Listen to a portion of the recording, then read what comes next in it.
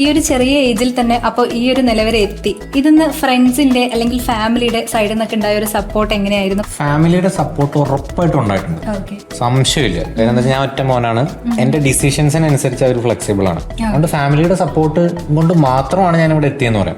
But monetary ആസ്പെക്റ്റിൽ നോക്കുമ്പോൾ of course ഞാൻ ഒരു മിഡിൽ ക്ലാസ് എന്ന് വന്ന ആളാണ്, മിഡിൽ ക്ലാസ് ഫാമിലിയിലായിരുന്നു.